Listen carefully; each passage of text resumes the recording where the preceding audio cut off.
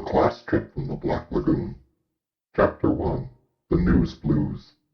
We're going to take a class trip tomorrow. It's our first class trip.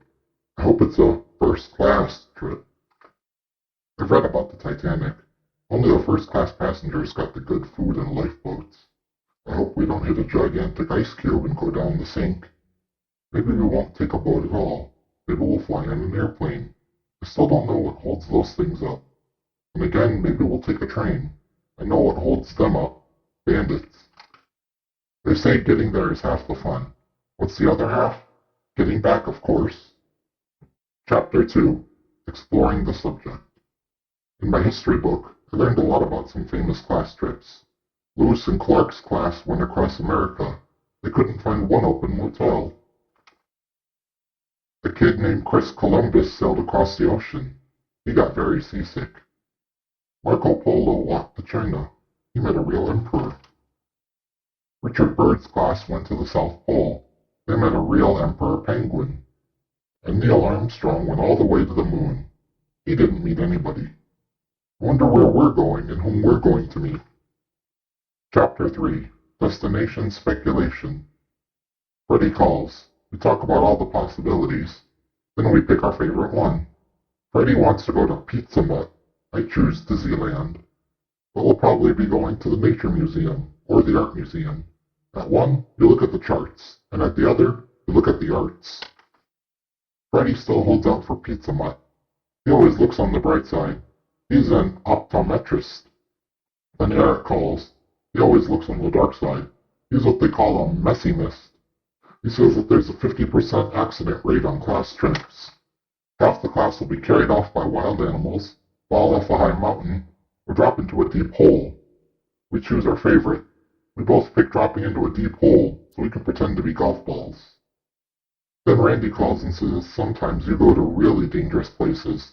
Your parents have to sign a release form. One class went on a picnic to an active volcano. It erupted and all they ever found were 15 toasted peanut butter and jelly sandwiches. Another class took a trip to Antarctica.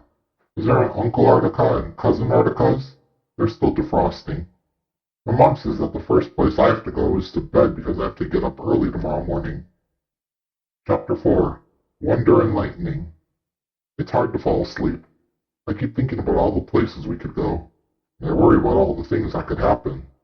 We might make a journey to the center of the earth, but in the middle, it's like the hot fudge on a sundae. I don't even like to go into a closet. I'm happier when I can see the sky. Eric says I have closet-rophobia. If we go far enough, then we'll come out in China. Then we could eat lunch at a Chinese restaurant. Or maybe we'll just go to the bottom of the ocean. There are many things down there with lots of teeth and lots of arms. It's also very dark. The deepest that I've ever been in the ocean is up to my ankles. Maybe we'll go to Mars. They put you to sleep, and when you wake up, you're there. Things on Mars are even weirder than the things at the bottom of the ocean. They've got bigger teeth, longer arms like springs, and fingers like plungers. Their eyeballs are on stalks and wave around in the air. They all have bad breath and breathe through their ears. You have to put your head in a fishbowl and walk around in slow motion. Where in the world are we going to go? Where out of the world? I close my eyes in wonder. Chapter 5. This must be D-Day. The alarm goes off at 5:30 in the morning. I hate getting up early. The chickens aren't even up yet, and I shuffle into the bathroom. My eyes are hardly open. I squeeze out some toothpaste and brush my teeth. Boy, it sure tastes weird. I look at the tube and it says brown shoe polish. My shirt feels very small. Then I discover that my head is in the sleeve. My pants feel odd too. I discover they are on backward. At least I won't mess up with my shoes. Wrong again. I have the left one on my right foot, and the right one's on my knee. This is not going to be a great day. Chapter 6. Off we go. I wonder what I should pack. Randy says you have to be prepared for anything. He says that he's taking snowshoes, malaria pills, signal flares, a snake bite kit, and a lifeboat. I think I'll take my lucky rabbit's foot. Of course, it wasn't lucky for the rabbit. Oh well. I stumble downstairs for breakfast. I grab a box of cereal and pour some into a bowl. Then I pour in some milk. It all bubbles up. I look at the cereal box. It says dishwashing powder. I guess I'll skip breakfast. I open the front door and step outside. It's dark and full of coats. Wrong door. I try again and really step outside. It is just as dark, but there are no coats. Even the early birds aren't up yet. I feel like an early worm and wiggle to the corner. I wait there with my brown teeth chattering. Out of the glooms comes two lights. It's the school bus. Mr. Fenderbender opens the door and I get on. All the kids are there, sitting stiff and staring straight ahead. They all have brown teeth. Everybody's breath smells horrible. Green fog covers all the windows.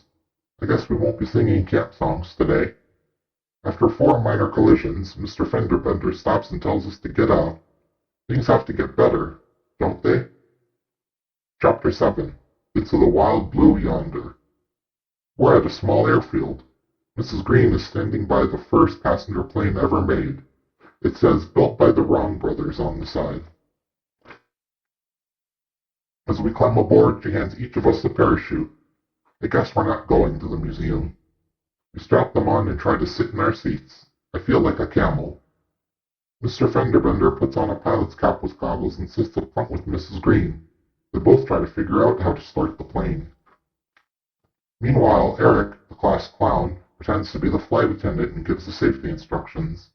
In case of the likely event of a water landing, your seat cushion can be used as a flotation unit. I look down. There is no seat cushion. This is definitely not first class. Doris asks what movie we'll be playing. We're showing a bunch of selected shorts, Eric answers. He smiles and then reaches into his backpack and pulls out his underwear. Gross, we yell. Mr. Fenderbender guns the engine. We're all pressed back in our seats. Happy landings, cackles Mrs. Green. Chapter 8. Flying High. Mr. Fenderbender flies like he drives. We do loop-de-loops, barrel rolls, and dives. Penny throws up. Good thing I didn't eat breakfast. After 8 hours of aerial acrobatics, a red light goes on. Mrs. Green lights us up and alphabetically opens the door, checks our parachutes, and then pushes us out. Derek is first, but I'm second. We all land all over. East, west, north, and south. There are kids twisted in every possible gymnastic position. Mrs. Green grades us on our landings. Freddie is the only one who gets an F. He landed in the lion's mouth. We're all a little shorter as we line up and march off into the jungle. The lion burps. Freddie would have liked that. Chapter 9. Jungle Bungle. The jungle is having a bad hair day. It takes every blade in my Swiss Army knife to hack our way through. And you have to be very careful where you step. All the animals are party poopers, and you have to look out for the dreaded hippo potty mess. The heat beats down on us. It's like being in a furry oven. All of a sudden, Eric shouts out, knock knock. Who's there? We all ask. Eric beats his chest and yells, Tarzan. Tarzan who? We ask. Tarzan strikes forever. He giggles. I guess it's a little jungle joke. A snake as long as a jumbo jet slides by. Hairy spiders as big as hamsters bounce on webs as large as trampolines. Penny sniffs a purple flower and it grabs the end of her nose. Mrs. Green tells us the name of the plant in Latin. She says we'll have a quiz in an hour. Randy sees a sandbox and jumps in. Unfortunately, it's a quicksand box. He sinks in up to his chin. It's not recess yet, scolds Mrs. Green as she pulls him out. Derek pets an orange zebra with black stripes. Mrs. Green tells him it's a tiger and that he doesn't have to raise his hand anymore if he has a question. Mosquitoes as big as Count Dracula buzz all around us.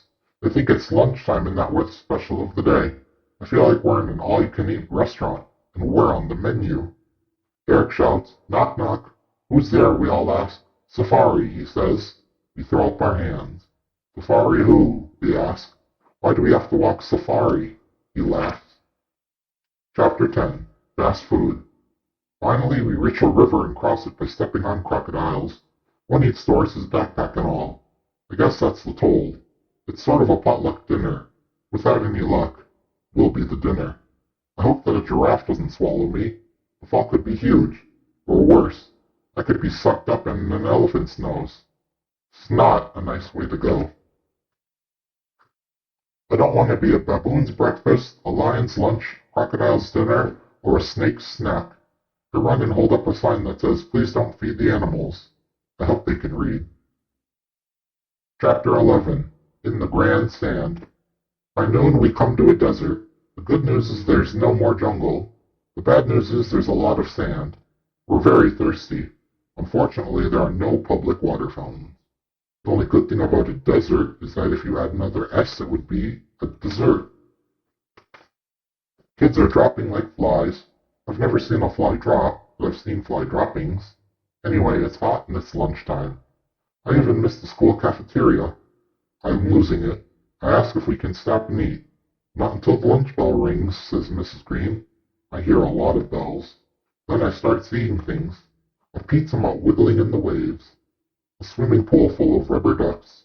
I even see a school bus. Wait, it is a school bus. It drives up. On the front of it are printed the words, "Class Trip."